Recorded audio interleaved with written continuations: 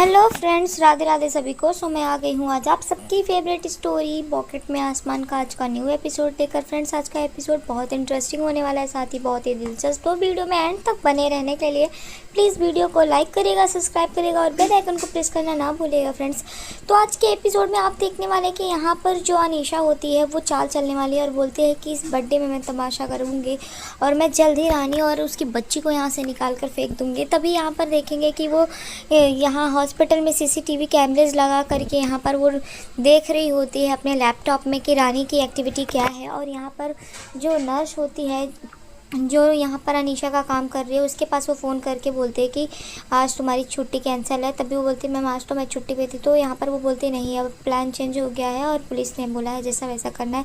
तो यहाँ पर वो उसको भेज देती है और बोलती है कि तुम्हें खाली बॉक्स लेकर के जाना है ताकि मैं वो नकाब पोस्ट लड़की को पकड़ सकूँ। तो यहाँ पर वो मान जाती है उसकी बात। और यहाँ दूसरी तरफ रानी के ऊपर एक्टिविटी देख रही होती है यहाँ पर कि रानी क्या कर रही है और मैं जल्दी उसको पकड़ूँ या अनीशा का अपना मास्टरमाइंड प्लान करके देख रही होती है। तभी यहाँ पर देखते हैं कि वो जैसे ही देख रही होती है तो यहाँ पर देखते हैं कि जो नारायणी होती है वो आ जाती है। और यहाँ पर जैसे ही वो आती है तो अनीशा के पास आकर के बोलते हैं मैं जानती हूँ तुम परेशान होते हैं। यहाँ पर अनीशा जो होती है वो हंसती है। तो यहाँ पर वो बोलते हैं कि नकली हंसी मत छुपा, इन आंसुओं के पीछे की हंसी को मैं देख सकती हूँ, इन हंसी के पीछे के आंसू को।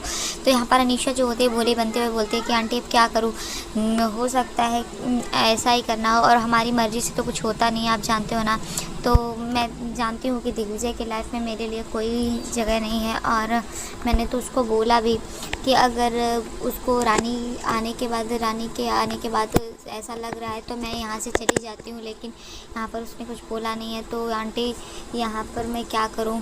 और यहाँ पर वो भोली बनती है तो नारायणी बोलती है तू ऐसा दिल छोटा मत कर, तू तेरी जगह इस घर में और दीगू के दिल में है। और यहाँ पर मैं बात करूँगी, ध्वनि के पूजा होने के बाद मैं जाऊँगी और वहीं पे मैं पंडित जी से बात करूँगी तुम दोनों की शादी के लिए। यहाँ पर अनीशा जो होती है भोली बनती है और यहाँ पर नारायणी जो होती है उसको यहाँ पर बोलती है कि मैं बात करूँगी तो अपना ख्याल रखो। यहाँ पर ऐसा बोल करके वो चली जाती है। और जैसे ही जाती है यहाँ पर अनीशा जो होती है फिर से वो यहाँ पर सीसीटीवी कैमरेज के फ़ोटोज़ चेक करती है।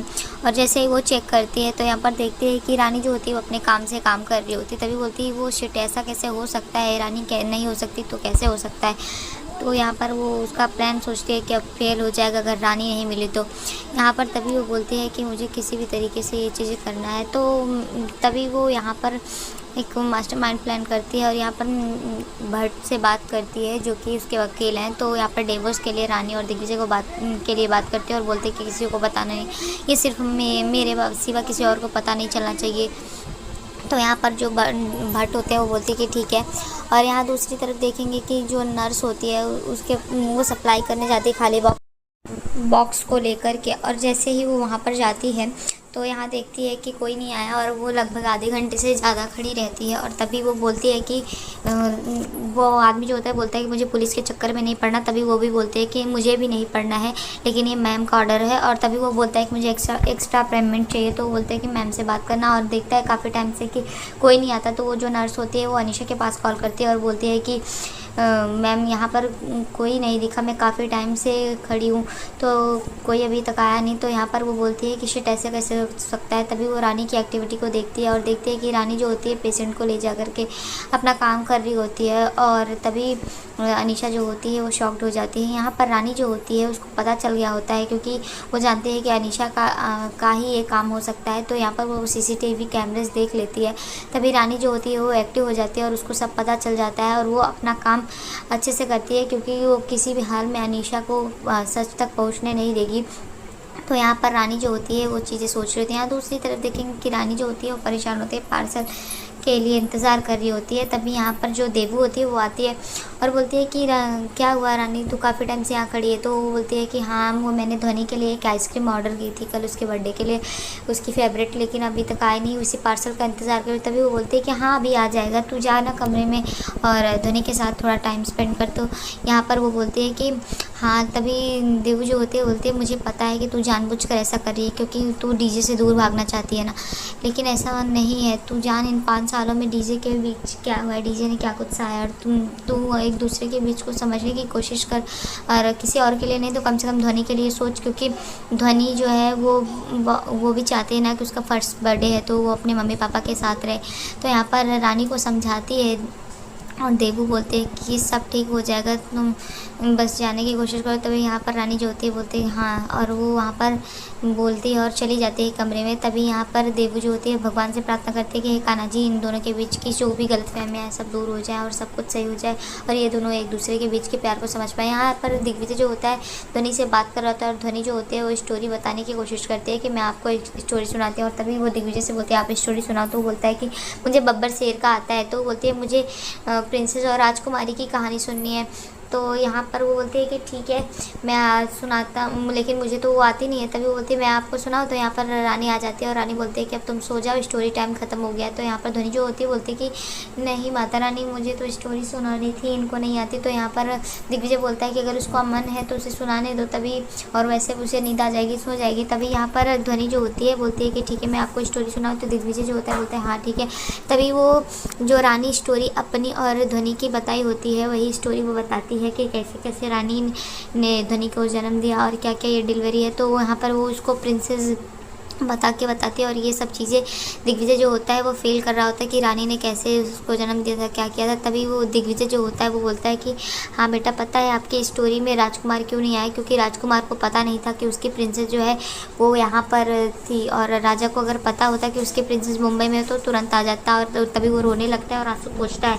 तभी इतने में ध्वनि जो होती है स्टोरी सुनाते सुनाते सोने लगती है और उसको नींद आने लगती है। तभी वो वहाँ पर देखते हैं कि सो जाती है। तो रानी जो होती है वो ध्वनि को वहाँ पर सुलाने लगती है और सुला करके तभी दिग्विजय जो होता है बोलता है कि ठीक है तुम, रानी को बोलता है कि ठीक है तुम यहाँ पर सो जाओ। तो रानी बोलती नहीं, तुम यहाँ पर सो जाओ ध्वनि के पास, मैं जाकर के सोफे पर सो जाती हूँ। तभी दिग्विजय बोलता है कि कोई ज़रूरत नहीं है, मैं अपने कमरे में जाकर के सो जाऊँगा।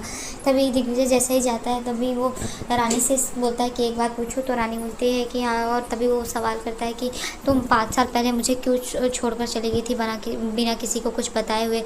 तो यहाँ पर जो ध्वनि होती है उसके बारे में सोच करके बोलता है कि मेरी बेटी के बारे में भी तुमने नहीं बताया, और तुम इतनी सेल्फिश कैसे हो सकती, कोई माँ इतनी सेल्फिश कैसे हो सकती है। और यहाँ पर वो जैसे ही रानी से इस चीज़ का सवाल करता है तो रानी को बहुत तेज़ गुस्सा आता है और रानी जो होती है गुस्से में दिग्विजय का हाथ पकड़ करके दिग्विजय को वहाँ से लेकर के जाती है और दिग्विजय को लेकर के बाहर जाते हैं और बोलते हैं कि तुमने मुझे बोला सेल्फिश। और यहाँ पर वो याद कर रहे होते हैं कि किस तरीके से अनीशा के साथ उसने दिग्विजय को देखा था। तो वो बोलते हैं कि तुम मुझे कैसे बोल सकते हो, 5 साल पहले तुमने क्या किया था। तभी बोलता है क्या।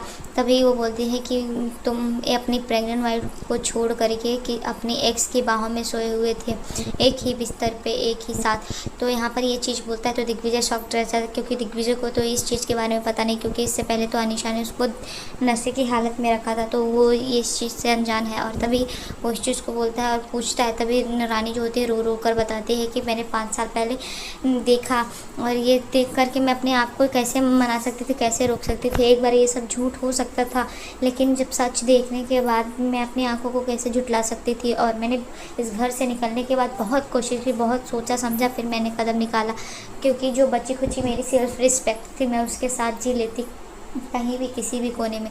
और मैं यहाँ पर इसके जाने के बाद इस घर से मैं अपने पापा के पास भी नहीं गई, क्योंकि मैं नहीं चाहती थी कि पापा के पास अगर मैं जाऊँगी तो कहीं ना कहीं मेरे और तुम्हारे रास्ते फिर से एक हो जाएंगे। और ये सब चीज़ें सोचकर मैं अपने बच्चे के लिए यहाँ से निकल गई, क्योंकि मैं अपने बच्चे को क्या सिखाती जब मैं खुद सेल्फ रिस्पेक्ट अपनी गंवा चुकी थी, तो मैं उसको क्या सिखाती। इसलिए मैंने सोचा जो बचा कुछ है मैं उसको ले करके चली जाऊँ। और ये सब चीज़ें सोच करके दिग्विजय जो होता है वो बहुत परेशान हो जाता है और रोता है, और क्योंकि उसको लगता था कि हाँ रानी गलत है, लेकिन आज उसको सब सच पता चला है तो इस चीज़ से वो बहुत परेशान है। तभी बोलता है कि ऐसा।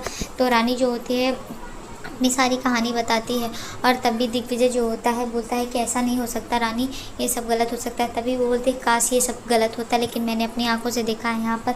तभी रानी जो होती है रोती है, और दिग्विजय जो होता है बोलता है ठीक है अभी मैं अनीशा से ये सब पूछ कर आता हूँ। और यहाँ पर दिग्विजय जो होता है वो गुस्से में जाता है वहाँ से और अनीशा के पास जाता है और दरवाज़ा खटखटाता है।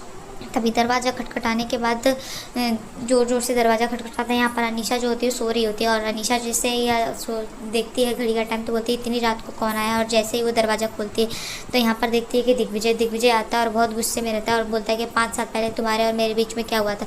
तो यहाँ पर एक अनीशा जो होती है वो बहुत अच्छी कहानी बनाती है। तभी दिग्विजय बोलता है कि जहाँ तक मुझे याद है मैंने बस तुम्हें पैनिक अटैक आया था और मैं वहाँ पर आया और तुमने मुझे पीने को पानी दिया और मैं जाने लगा, उसके बाद मुझे कुछ नहीं पता है क्या हुआ था। तभी अनीशा स्टोरी बनाती हुई झूठी मूठी और बोलते हैं कि हमारे तुम्हारे बीच में रिलेशन बन गया था, इसकी वजह से मैं तुम्हें नहीं बताना चाहती थी। और लेकिन जैसे ही मैंने सुबह देखा तो यहाँ पर रानी जो है चली गई थी। और रानी तभी वो बोलता है कि मैं हमेशा रानी को गलत समझा था, लेकिन ये गलती हुई है मेरी और तुम्हारी वजह से गई है। तो यहाँ पर अनीशा के ऊपर गुस्सा करते हुए दिग्विजय वहाँ से जाता है। तो आज के एपिसोड में इतना ही फ्रेंड्स, मिलते हैं आपसे नेक्स्ट एपिसोड में, जहाँ पर देखेंगे कि रानी से दिग्विजय जो है वो एक मौका और मांगेगा और वो बोलता है कि मैं अच्छा पति नहीं बना, कम से कम अच्छा पिता बन जाऊँ। तो नेक्स्ट एपिसोड में ऐसा ही फ्रेंड्स। तो तब तक के लिए bye bye, Radhe Radhe, take care. और वीडियो पसंद है तो प्लीज़ वीडियो को लाइक करें, सब्सक्राइब करें, बेल आइकन को प्रेस कीजिएगा।